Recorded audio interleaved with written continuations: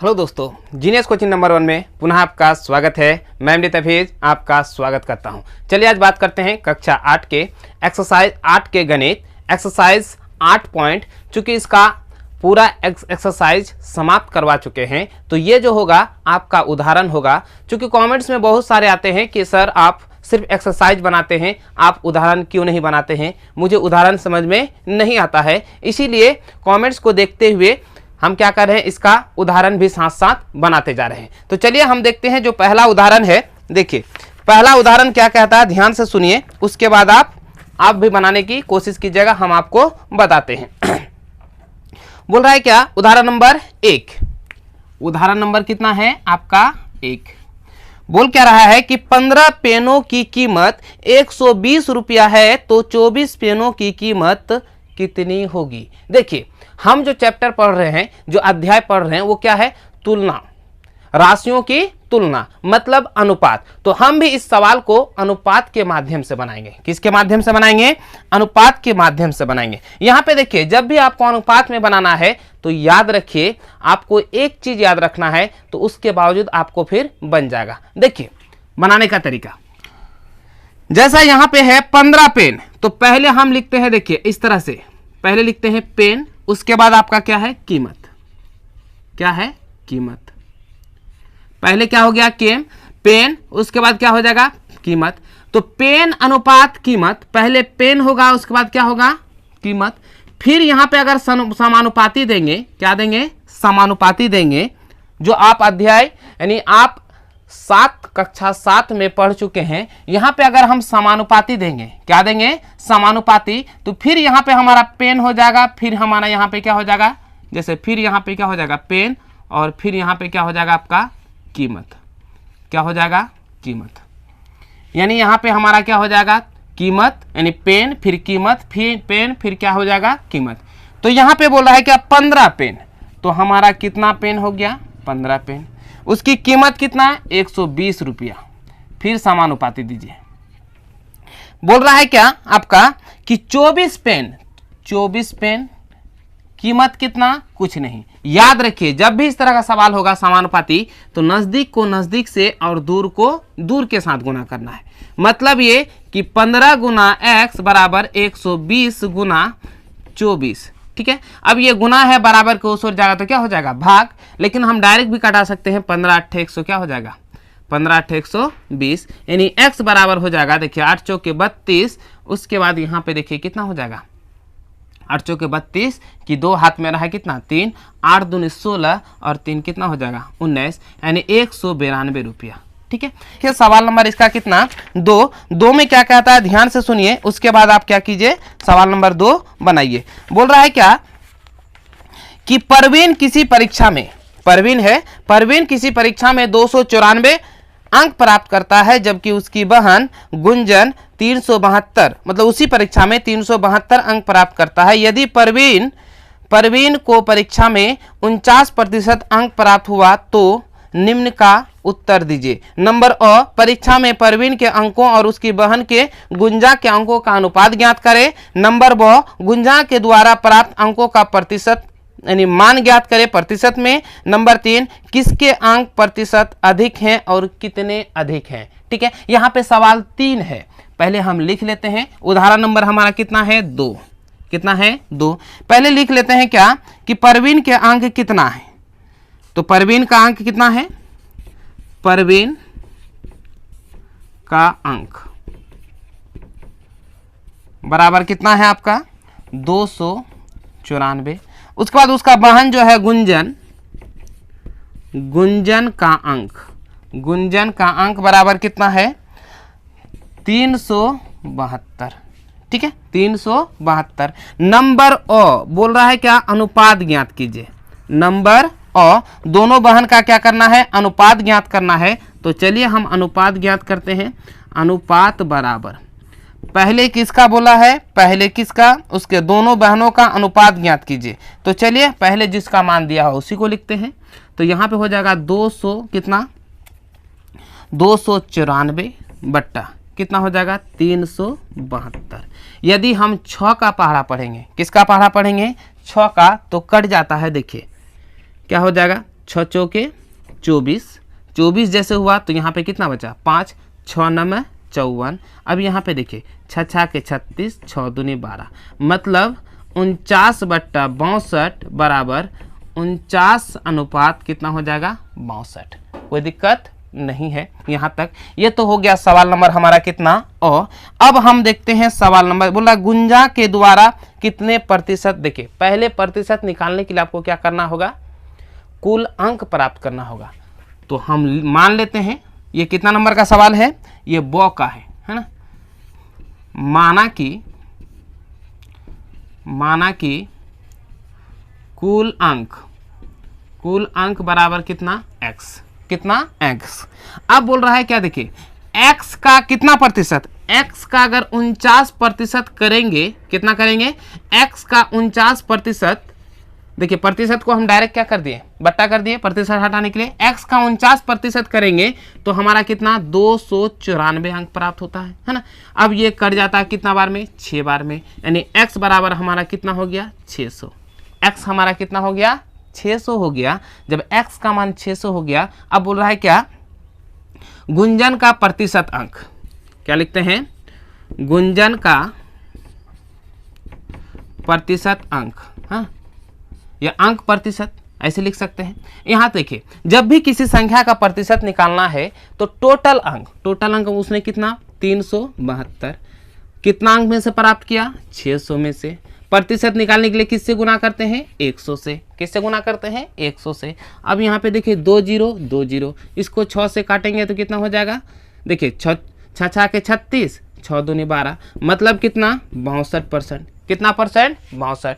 ये तो हो गया सवाल नंबर ब। अब ब के बाद बोलता है सवाल नंबर 100। अब देखिए सवाल नंबर 100 में क्या कहता है, बोला किसके अंक कितने प्रतिशत अधिक हैं। तो किसके अंक प्रतिशत अधिक हैं, तो गुंजा के, किसके गुंजन के। अब कितना अधिक है, अधिक बराबर करते हैं, तो अधिक बराबर करेंगे तो 62 में अगर कितना 49% घटा दें तो हमारा कितना हो जाएगा, देखिए 13%। कितना परसेंट हो जाएगा 13% आपका हो जाएगा। ठीक है, तो इस तरह से सवाल नंबर ये हमारा क्या होता है समाप्त। अब देखते हैं उदाहरण नंबर 3। देखिए उदाहरण नंबर 3 में क्या कहता है, रवि ने एक पुरानी टेलीविजन 3000 रुपये में खरीदा और 700 रुपया उसकी मरम्मत, 50 रुपये टेम्पो भाड़ा खर्च कर उसे दुकान तक लाया और ग्राहक को कितना 4500 रुपया में बेच दिया, तो उसका लाभ या हानि प्रतिशत ज्ञात कीजिए। चलिए हम जो जो दिया हुआ उसको क्या कर सकते हैं, पहले लिख सकते हैं। यदि आप ये अच्छी तरह से समझना चाहते हैं तो हम इसके एक्सरसाइज वाला वीडियो बना चुके हैं, पहले वह वीडियो देख लीजिए, उसके बाद एग्जाम्पल की ओर देखिए तो आपको अच्छी तरह से समझ में आ जाएगा। तो चलिए देखते हैं सवाल में क्या है। पहले तो क्या है, मूल्य दिया हुआ है, यह हमारा कितना नंबर है, ये 3 नंबर है। ठीक है, 3 नंबर है।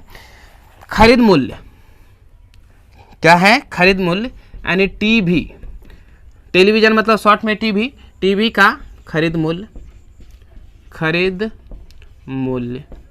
बराबर कितना है 3000। कितना है 3000।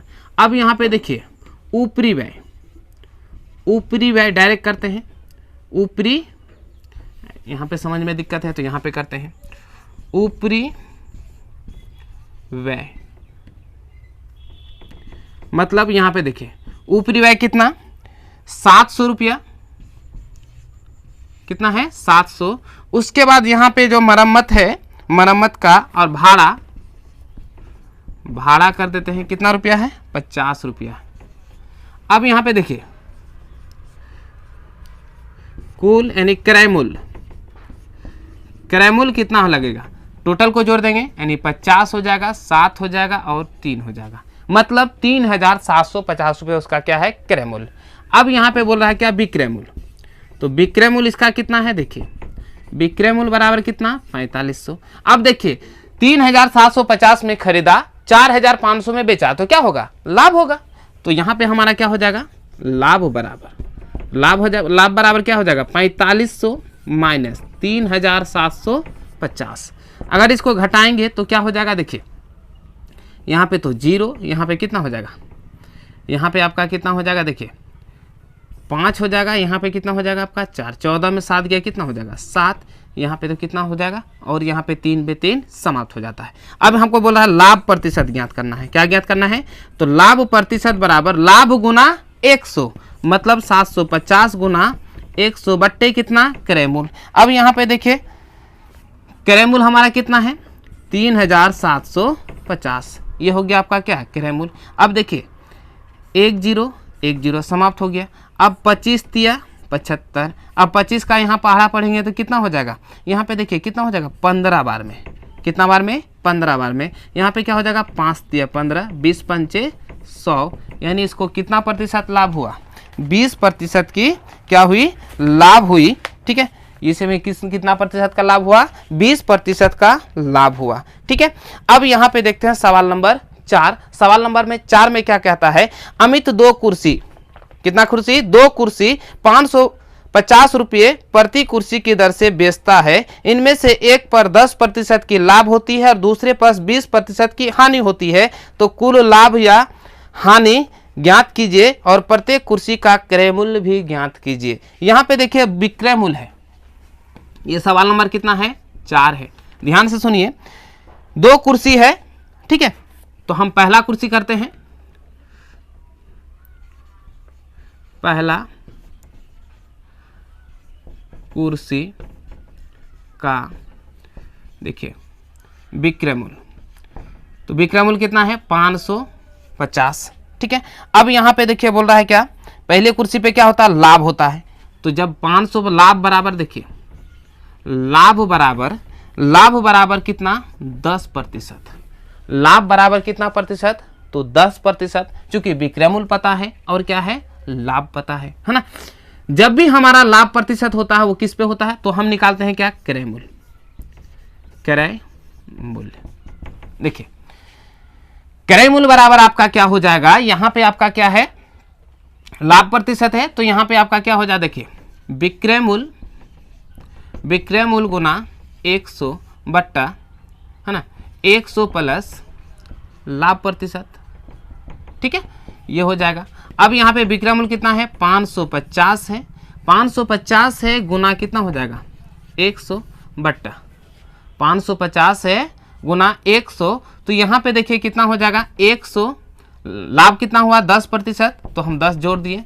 अब यहाँ पे हो जाएगा 550 गुना कितना, 100 बट्टा कितना हो जाएगा, 110। अब यहाँ पे देखिए 10 11 पचे 55, यानी कितना हो जाएगा, 500 रुपया। इसका जो क्रय मूल्य हो गया हमारा वो कितना हो गया, 500 रुपया। अब दूसरा कुर्सी कहता है, क्या कहता है, दूसरा कुर्सी कहता है कि वो कितना में क्या किया, उसका फिर क्रय मूल्य क्या हो जाएगा। तो ध्यान से देखिए यहाँ पे है ना, हम इसको थोड़ा सा साफ कर देते हैं।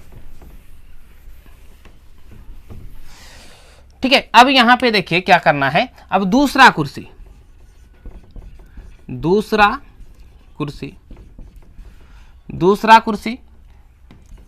का विक्रय मूल्य बराबर कितना हो जाएगा, 550। अब यहाँ पे क्या हो जाता है, हानि। तो हानि बराबर कितना है, देखिए हानि बराबर आपका कितना है, 20%। कितना प्रतिशत, 20%। जब 20% हानि हुआ तो हमको क्या निकालना है, हानि निकालना है। तो चलिए हानि निकालते हैं। तो हानि बराबर हो जाएगा क्या, विक्रय मूल्य गुना 100 बट्टा 100 माइनस हानि प्रतिशत। ठीक है, सेम सूत्र है। तो विक्रय मूल्य कितना है, 550 गुना कितना, 100 बट्टा कितना हो जाएगा, 100 माइनस कितना हो जाएगा, 100 माइनस 20 है, सॉरी कितना है, 20% है। तो 20 कर दिए, तो यहाँ पे आपका कितना हो जाएगा, 550 गुना 100 बट्टा कितना हो जाएगा, 80। अब देखिए ये जीरो समाप्त हो गया। अब जब जीरो समाप्त हो गया तो यहाँ क्या होगा, 4 दूनी 8, क्या हो जाएगा, 25 चौके 100, इतना हो गया। ठीक है, तो जैसे ये हमारा हो गया कितना, उतना रुपया हो गया। अब यहाँ पे देखिए कितना हो जाएगा, 25 को गुना करते हैं, 25 पचे 125 की 5 हाथ में रहा कितना, 12, 25 पचे 125 और 12 कितना हो जाएगा, 137। तो 137 हम लिख दिए बट्टा कितना, 2। यदि हम इसको भाग देंगे तो 6 दूनी 12 कितना हो जाएगा, 1। यहाँ क्या हो जाएगा, 8 दूनी 16, फिर 7 दूनी 14 कितना हो जाएगा, 7 दूनी 14 हो जाएगा आपका। उसके बाद दशमलव कितना हो जाएगा 50, है ना। चूंकि दशमलव के बाद हम क्या करते हैं, जीरो का वैल्यू नहीं रखते हैं। तो यहाँ पे आपका क्वेश्चन क्या बोल रहा था कि टोटल क्वेश्चन में बोल रहा है कि प्रत्येक कुर्सी का क्रयमूल्य भी ज्ञात करें। प्रत्येक कुर्सी का क्या करना है, क्रयमूल्य भी ज्ञात करें। तो प्रत्येक कुर्सी का हमने क्या किया, क्रयमूल्य निकाल लिया। ये तो प्रत्येक कुर्सी का क्रयमूल्य निकालने के लिए बोला, इसलिए हमने क्या किया, प्रत्येक कुर्सी का क्रयमूल्य निकाला। पहला का निकल गया कितना 500, दूसरा का निकल गया कितना 687 रुपया 50 पैसा। ठीक है, तो इस तरह से हमारा सवाल नंबर 4 समाप्त होता है। यदि आपको हमारा वीडियो पसंद आए तो लाइक करें और ज़्यादा से ज़्यादा लोगों तक शेयर करें। हाँ, अगर आप हमारे चैनल में नए हैं तो सब्सक्राइब करना ना भूलें और बगल में जो बेल आइकन है उसे जरूर दबाएं। तो चलिए आज की वीडियो यहीं पे करते हैं समाप्त। जय हिंद।